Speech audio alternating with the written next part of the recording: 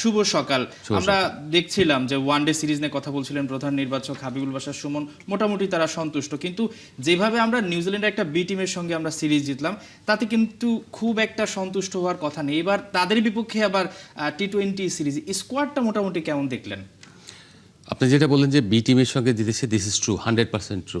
এবং এই সত্যটা মেনে নিয়ে আমরা যদি আমাদের যে আত্মতৃপ্তি সেটা একটু কম হয়, তাহলে আমরা হয়তো ভালো করব। আমাদের ক্ষুধাটা বেশি থাকা উচিত, কারণ আপনি দেখেছেন যে প্রথম ওয়ানডেটা আমরা হেরেছি এবং কিভাবে হেরেছি, ব্যাটিংটা আমাদের ভালো হয়নি।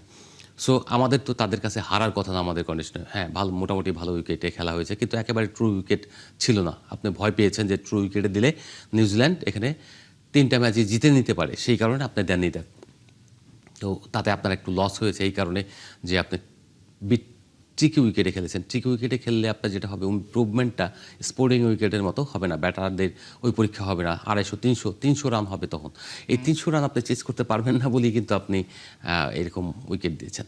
তো সেই দিক থেকে আপনি যেটা বললেন, আমি মনে করি যে এই সিরিজ জয়টা এটা আত্মতৃপ্তি হিসেবে নিলে খুব ভালো করে ফেলেছি, এরভাবে নিলে কিন্তু বাংলাদেশ ইন ফিউচারে ওই ফেক কনফিডেন্স বলে একটা শব্দ আছে, ফেক কনফিডেন্স তৈরি করবে এবং সেই ফেক কনফিডেন্স যে কোনো দলকে ডাউনওয়ার্ড নিয়ে যায়।